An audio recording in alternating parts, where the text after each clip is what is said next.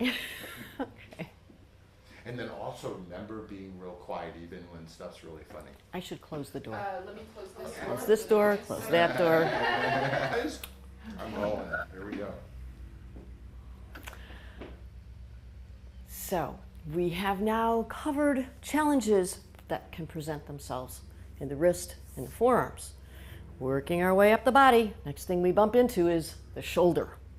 So I want to talk with you a little bit about imbalances that occur in the shoulder, that all-important concept of restoring balance, and then some simple ways how to do that. So, Hang on just a second. Okay. Thank you. I have to go to this. Okay. okay, Yeah, good. we can see. I'm rolling this thing, really. Okay. All right, here we go. So we have previously covered what can be challenging for the wrists and the forearms. So making our way up the anatomy, the next thing we bump into is the shoulder. Okay. So the first thing I like to discuss is a few things about the anatomy and the physiology of the shoulder, and then what can go wrong, and thirdly, as we have in the past, how to fix those things. So first thing to know is that when we're talking about the shoulder, we're actually talking about 4 distinct joints. So we'll take a look at the skeleton, we'll take a look at a few illustrations, and see the live one in action as a way to begin. So if we look to the skeleton, there's my friend Huesudo. We see what we describe typically as the shoulder joint itself is made up of the glenoid process of the scapula, the shoulder blade, and the head of the humerus. Okay, so the glenohumeral joint. So this is the thing that moves the arm up and down and back and forth. Okay, so humerus is one bone, scapula, okay, or shoulder blade, and clavicle, collarbone, and then of course it all sits on the thorax. Okay, so those are the bones involved. If we look to our anatomy atlas, we can see several muscles, and actually some of the muscles are illustrated by these pieces of red tape that I've attached to the skeleton over the years as a means of appreciating where they are and how they work. But so where we tend to get discomfort in the shoulder tends to be in the back of the body, right? We can get discomfort in between the shoulder blades, right? People talk about this as being shoulder pain. We can get pain here, okay, which are the rotator cuff muscles. Again, the back side of the body. By and large, okay, of course there are exceptions to every rule, but what happens, as we described previously, is imbalance. So we want to be in a balanced position so that the arm hangs slightly forward from the center line. So your arms rest at your side, the thumbs are forward, but the shoulder blade is behind, resting on the scapula, on the thorax, and the arm is just a little bit in front of the center line. So we don't hold the arms this way, okay? What happens over time? Again, I've mentioned this previously, since so many things that we do bring our body forward, right? We're on our cell phones, we're at the computer, we're driving. The front body gets closed down, the back body gets overstretched. So part of the reason that this becomes painful and this becomes painful is that this part of the body is getting overstretched, but those muscles are having to work hard to try to hold the body up. So they're doing much too much work. The fix is to open the muscles in the front of the body and to stretch the fascia in the front of the body so that the impact of all of this can be neutralized. So when we want to be standing up straight, the arm can rest in an easy plumb line. and there can be a balance from front to back. Many times, individuals are directed to strengthen muscles to restore balance. Well, that's a really good idea, but if you're trying to stretch the muscles in the back body without stretching and opening what's in the front body, all you end up doing is becoming even more symptomatic with respect to pain for these guys who really need a rest. I have a feeling I should stop. Great. We'll actually get a couple shots.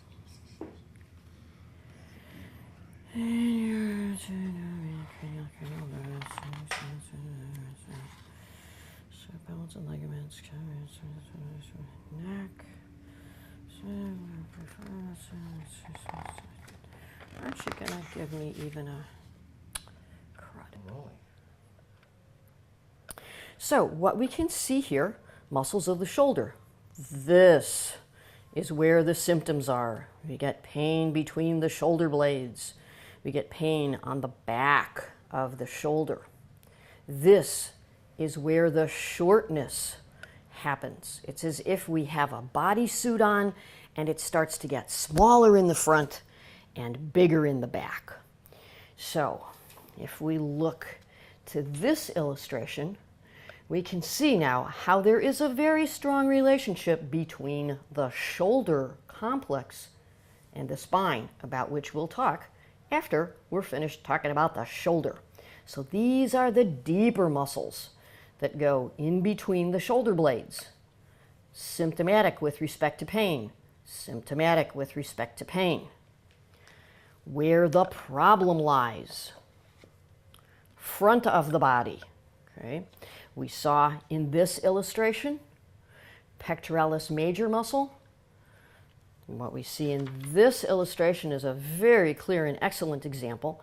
As pectoralis major muscle has been cut away, we get to see the fascia that overlies and underlies the pectoralis major and this tiny silent culprit, the pectoralis minor muscle. You can see the relationship of the blood vessels. Here is a terrific illustration of balance, where the shoulder blade is resting on the thorax. These muscles and these muscles are in balance, so the shoulder blade sits in a neutral position on the thorax. We look at an even deeper illustration. These are some of the other structures which can become involved. So the red, as you know, is artery, blue is vein, the yellow represents the nerves, which can be compressed because of imbalance in the muscles, tightness in the fascia. Closure of that area can create challenges where blood vessels and nerves can be compressed. Okay. Okay. All right. Go ahead. So it's necessary for me to give credit to Dr. Frank Netter, who is the amazing anatomy illustrator who compiled this book. This is actually a compilation of 7 or 8 different hardcover volumes, and I used this for many years teaching anatomy at Palmer College of Chiropractic West. This is published by Ciba Geigy.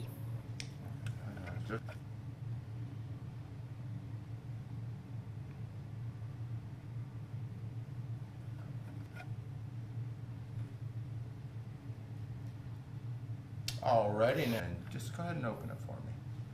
There we go. Perfect. I may be able to use that. So you guys, and I'm rolling. So we've had a look at the anatomy. Now, here I need another disclaimer. There are many structures which can go awry, and there are other reasons why people can have pain and discomfort. So what I've been describing are such problems as result from postural distortions that occur in the course of living, where people have more or less normal bodies. So clearly, in addition to muscular imbalance, which can cause impingement of nerves and blood vessels eventually, can also cause the erosion of ligaments, even the erosion of muscles themselves. Ligaments, as we know, are things that hold bones together. If the bones are not stacked up in appropriate positions, it can put asymmetrical stresses on the ligaments and actually cause damage to the ligaments. Ligaments get damaged, tendons get damaged, in addition to compression. There are other structures such as the labrum and the bursa. When we're talking about the spine, of course, discs can be involved. So again, trying to keep this simple, but understand that just a very simple postural distortion over time can create situations which are much more serious and challenging than a little bit of muscle pain. Okay, so let's now then pull back to those little bits of muscle pain. As I introduced, right, these postural distortions, often we can think of the fascia. The fascia is like the saran wrap that wraps up muscles and separates the body into compartments. Over time, with those postural distortions that can happen over time, the front of the body gets closed down. This is too short. That gets too big and too long. You can see what's happened to my normal upright posture. The shoulder blades come forward. The spine in between the shoulder blades gets overstretched. The head comes in front of the shoulders. So if I want to see where I'm going, now the neck is in disarray and there's going to be pain. You can eventually even get disc disruption with posture like this over time. So, how do we prevent it? Well, you could probably figure out by now, I'm going to talk to you about balance, okay? So, there are often directives that are given to individuals, again, to strengthen those muscles that aren't holding the body correctly. Having done this work for, I don't even want to know, I don't even want to discuss how long I've been doing this work. It is my, not very humble anymore, opinion that what we need to do is, and it's not only my opinion, we need to stretch, to open, to restore the balance in the front, even though there may be no pain or discomfort there, in order to make it possible to strengthen the structures that are being overstretched. They're overstretched and they're working hard. They get fatigued. They need some time off. We need to open the front body in order to restore the balance from front to back. Okay? So, structures in the front body, pec major, pec minor, the fascia that wraps around them. When we want to stretch muscles, okay, there are many, many studies that have been done over the years about how long do you need to hold a stretch. Well, there was a study that was done some years ago, 15-year-olds, 15 seconds, did a great job. Another study, 20 to 30-year-old graduate students involved in the study, 20 to 30 seconds, sufficient time to stretch the actin and myosin, the proteins that make up the muscle, to actually help to lengthen the muscle. They did a study with people who are more or less my age, and they had to spend more or less a minute to lengthen their muscles. So, rule of thumb that I follow, as many seconds as you have years of your life, that's how much you need to stretch a muscle effectively. Okay? Now, for those of you that are very acquainted with all different kinds of stretching, there's something called a resisted stretch, which is where you contract the muscle that's on the opposite side of the body. So that can more efficiently stretch the muscle, so you need a little bit less time. For our purposes in discussion here and now, I'm going to talk to you again about passive stretching. So, as many seconds as you have years of your life, that's good for a muscle. But what about that fascia, that saran wrap? There isn't any contractile tissue to that stuff. And if you've ever tried to stretch that piece of saran wrap, right, it takes a while to stretch it.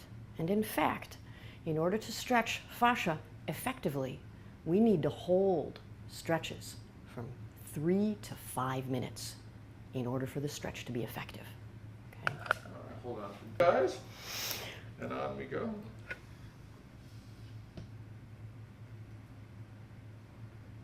So, we want to restore balance.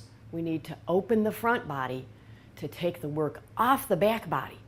Once we get the muscles balanced, once we get the fascia released and stretched out so that it's possible to sustain an upright posture without it being uncomfortable, right? I can't tell you how many times I've heard, you know, I try to stand up straight, but it hurts. It hurts back there. Well, sure it does, because those muscles are working so hard already. So for many people who have problems as a result of long-standing postural distortions, and this is true even if there's been no accident, no particular injury, what we need to do first in order for the work to be lasting and for people to be able to take care of themselves is to open those tissues which have become foreshortened over the years.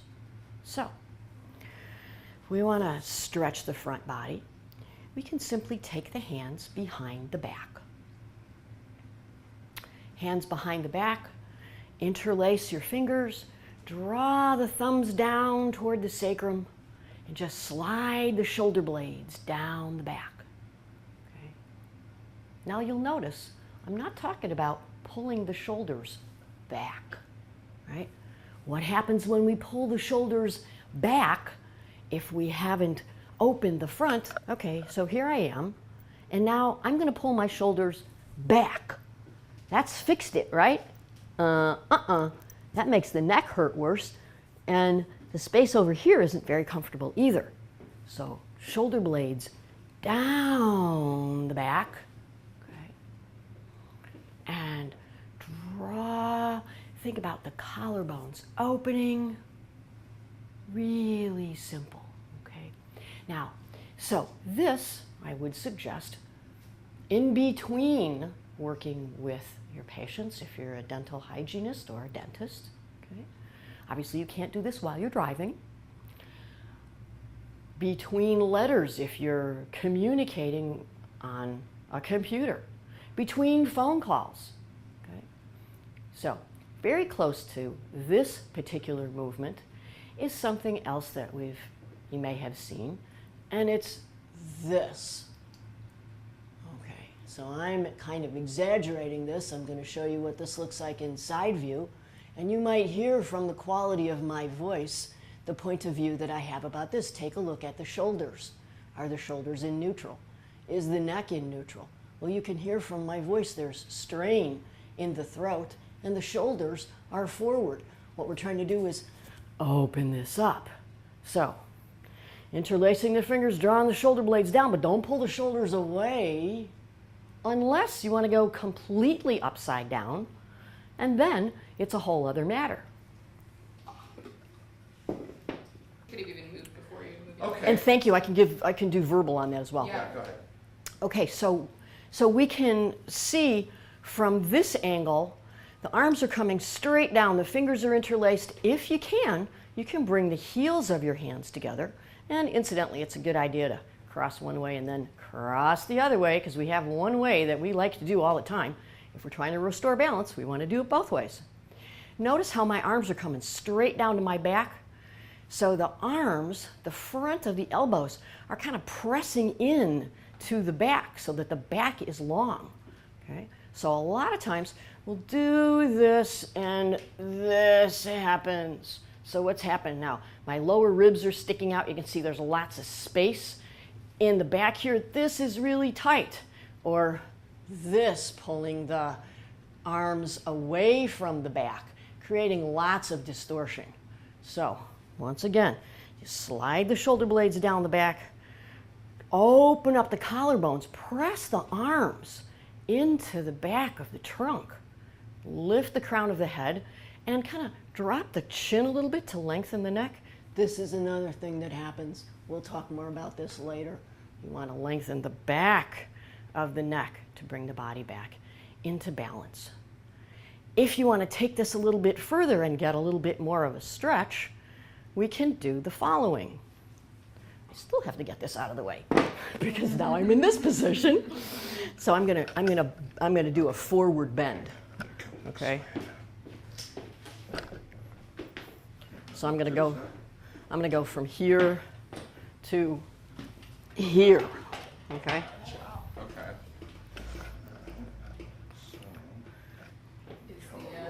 Is this in the way? This. Okay, go ahead.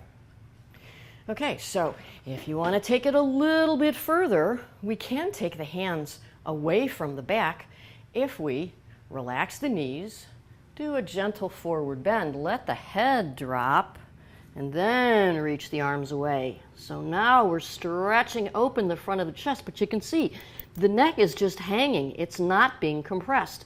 The shoulder blades are being drawn backwards so that the front of the chest can open, but there's no distortion at the front of the shoulders. And Go ahead, let's try this again. okay, so looking at the fuller stretch from the front of the chest, we start out the same way, drawing the shoulder blades down the back, and you can see the arms are straight and strong, helping to balance between the front and the back of the upper arm. Let the knees relax so it's a gentle forward bend. Let the head drop. We're not walking forward. We don't need to go anywhere. Then you can squeeze those shoulder blades together behind, and now you can see the front of the chest is not being compressed. The shoulders not rounding forward, and the neck is getting a nice release. We also have the head below the heart, so this even gets blood into the brain, which is quite invigorating. You all right? It's fine with me. The studio audience is in. Okay, let's do this again. Whoops. All right, go ahead. So if we want to make this stretch a little bit bigger and be able to bring the hands away from the back without distorting the shoulder, we take the legs a little wider apart, let the knees relax so there's no strain on the low back, release the body forward, release the head. We're not going anyplace. We don't need to look forward. That's the way the neck is long and not in distortion. Then we can stretch those arms straight, squeeze the shoulder blades together, and draw the arms away from the torso, stretching the front body hugely. Really feels good. Again, hugely, I'm saying it should feel comfortable. If it's too vigorous a stretch, not a good idea. Also, we're getting blood flow into the brain, which in between things during the day can be a really nice way of not needing that second cup of coffee. Very good. Very nice. I'm rolling. So we have a stretch for when you're standing. Really excellent thing to do during the course of the day. If you happen to have a corner available to you, you can use a corner to stretch the pectoralis major muscle and even the pectoralis minor muscle. Pectoralis major gets stretched all the way through the movement of the arm in relationship to the trunk. Okay? So if we stretch here, it's a different stretch. If we stretch here, it's a different stretch. Here, here, here, here. So I'll show you that one first. We face the corner. The body goes to the center of the corner. We bring the arms out to the side. Are you guys okay with count down again, 3, 2, 1, and then say we start at the sides? Okay. Go ahead. We start in the corner with the arms low at the sides. Bring one foot forward and bring the breastbone toward the corner. Okay, I'll show you what that looks like from the other side. So I'm here, my hands are at the door. Excuse me. Okay, let's do this again. Okay. Go ahead and start back, turn around again. Okay. That'd be a good edit. Okay. Right there. Okay.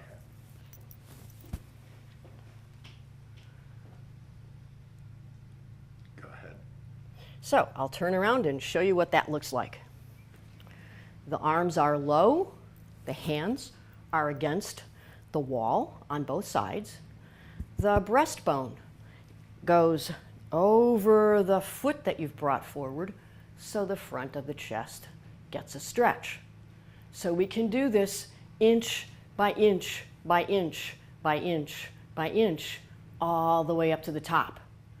Once we get the shoulders, the arms out to the side, and start to move up a little bit more, we want to do what? Draw the shoulders down the back so we don't get compression up here. So what that looks like, okay, we could put one foot in front or the other foot, no matter. But you bring the breastbone forward to the center, right over the foot.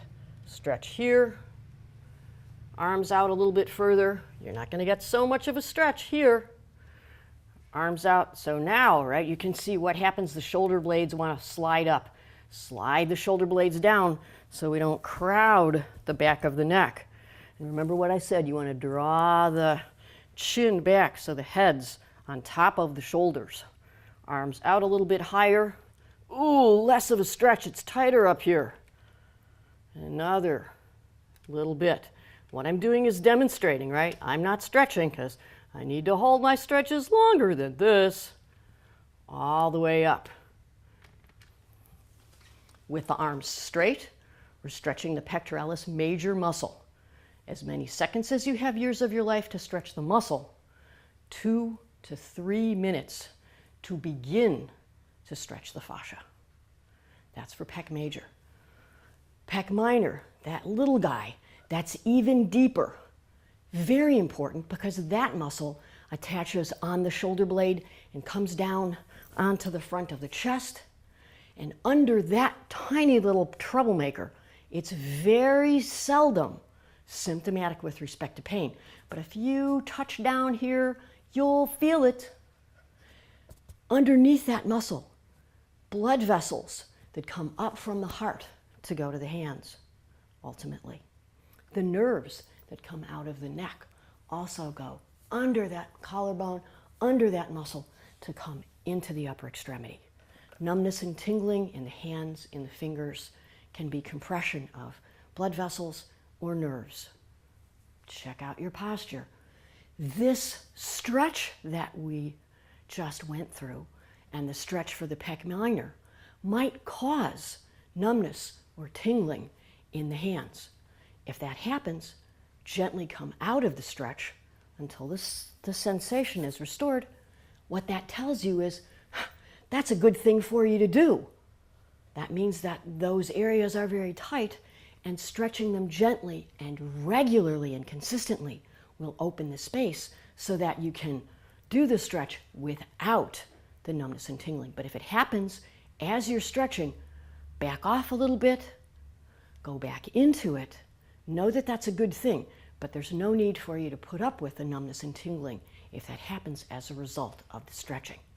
Okay, so we ready for the pec minor?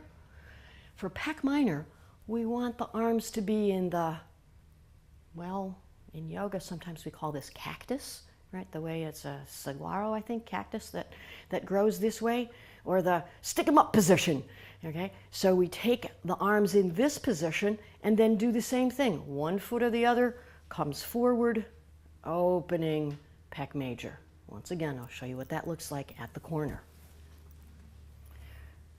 The shoulder blades are relaxed down the back. They're not up here. Shoulder blades are down. The elbows and the forearms are here. And again, we can see the forearms and the wrists are in neutral position, just a little bit forward of the breastbone toward the corner. Now, check this out. You can see how relaxed my low back is. It's not this. Okay? We don't want to create tension or distortion in the low back. So maybe you need to drop your tailbone a little bit to open that space up. We're not coming forward from here. We're coming forward from here. So what I sometimes describe to the people that I serve is that in this way we can be strong and open-hearted. Do me a favor. I will be happy to. Do that for Okay. me real quick. Okay, go ahead. And you can talk too while you're doing that. Okay, so we'll take one foot forward, either foot. Bring the knee over the toe. Think about bringing the heart, the breastbone, in line with the knee, in line with the foot, so the opening is balanced. And then do it the other way around with your back to the... Okay. Hang on, just a sec.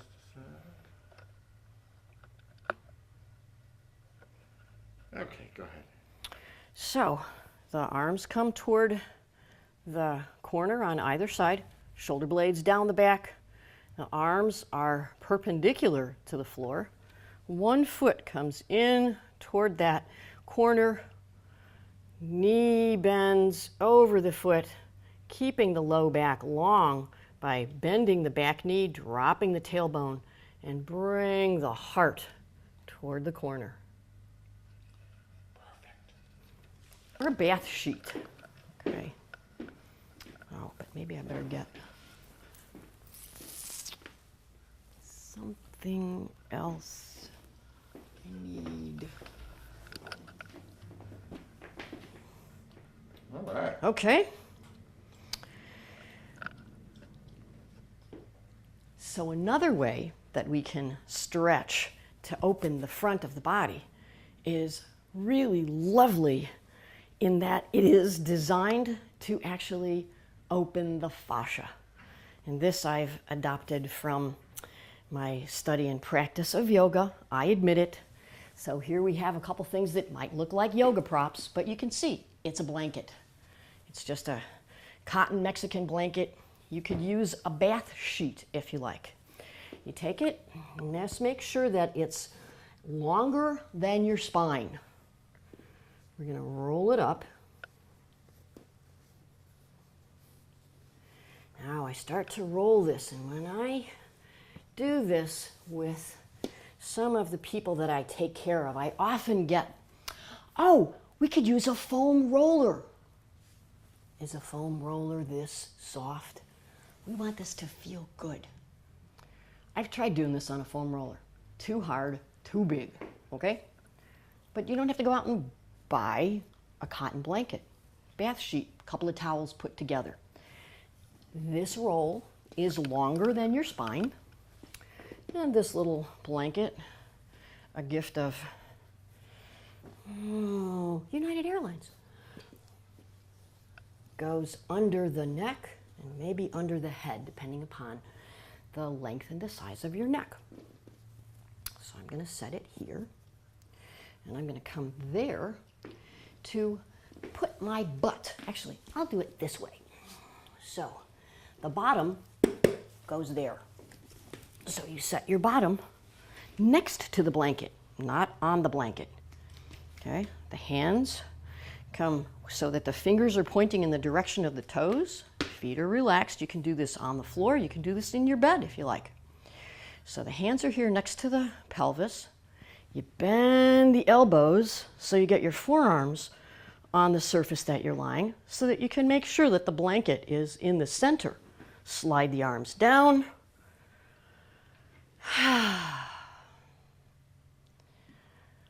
Couple minutes later, out to here. Stretch pec major. A couple minutes later, the arms come out to about 90 degrees. Tuck the shoulders under. Breathe. Inhaling fully into the bottom of the sides of the ribs. Expands the chest, gets the breath way down into the diaphragm. Exhale, let it go. Couple more minutes. A very slow snow angel. Now, where's that blanket under the neck? Ah, yeah. So that can go right there. Not too big. You want the neck muscles to relax. You want this to feel good. You can feel the jaw relaxing. Stretching pec major, and then we bend the elbows a little. And then we bend the elbows a little more. And this is stretching pec minor. And if you look closely, you can see my right hand is gently resting on the floor. My left arm is up in the air a little bit. Gee, I wonder which one's tighter. Ah, draw the shoulder blades down the back. Open the front of the chest. Now again, if you find that your body's really tight in the front of the chest, both arms may be up higher. So you got a pillow or a towel or something you can put under the back of the wrists so that they're supported. I'll just use this as a means of illustration. Because if it's too much stretch, what'll happen? The blood vessels and the nerves get compressed, numbness and tingling in the hands. If you're here and the numbness and tingling begins and you don't have a towel or a blanket or something, you can just bring the hands to the bottom of the rib cage. That opens the space. The blood vessels, the nerve pathways open up. Numbness and tingling disappears. Ta-da. Time. I'm rolling. So, talk amongst yourselves. I'm relaxing here. Now, okay, so we've talked about how to get in here and how good it feels. And here again, you can be here for minutes at a time. Help that fascia to open up after a long drive, after a long day at work. Really revitalizing. I often do this when I get home from work before I do anything else. But before I do anything else, I need to talk to you about how to get up off this. This is clearly opening the front of the body. You don't want to just jump up like a sit-up. You can give yourself a cramp here in the neck, in between the shoulder blades. So you take the top of the blanket, move it over to your favorite side, roll over onto your side, and give yourself a minute. Well, at least 30 seconds before you use your bottom elbow and your top hand. If you can remember to look to the surface that you were lying on, so you relax the neck as you come up. Very good. Anything all the time when I'm like presenting something or something like that, I always start with, so, All right, guys. phone conversations, I'm All right. horrible about it. Go ahead. So now, most people use one arm more than the other. So you're right-handed. So the right shoulder comes a little bit more forward because you do everything with the right shoulder. So you want to open up this side. This side doesn't need it so much. So we take the same arm and bring the arm. You can see the elbow's a little bit lower than the shoulder, so we don't get the tightness in the neck and shoulders.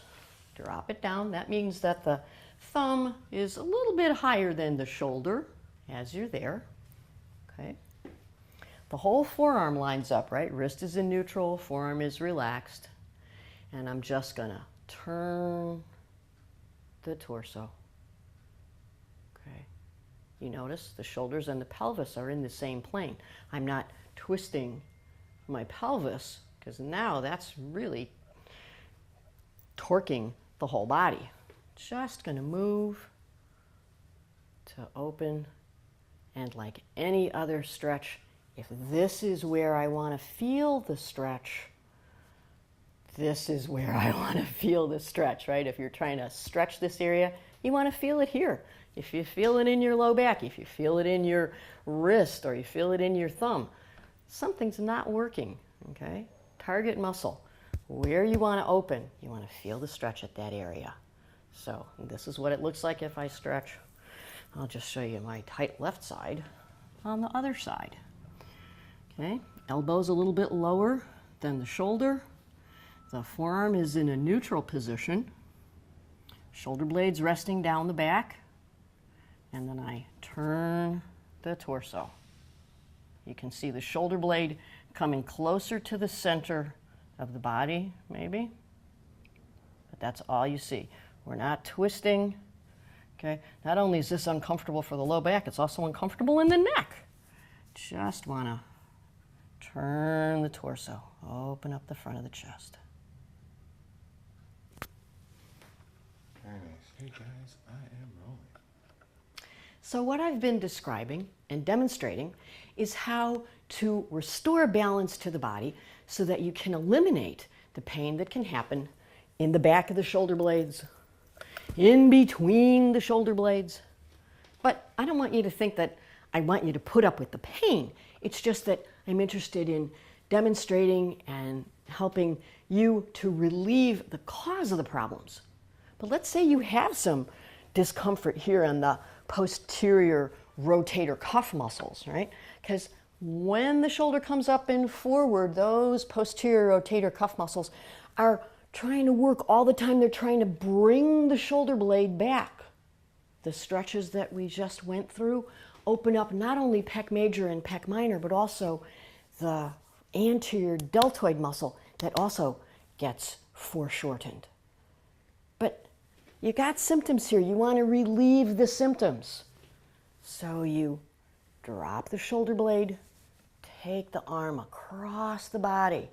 You may be able to see how that would give you a little stretch back there. Nice relief of symptoms.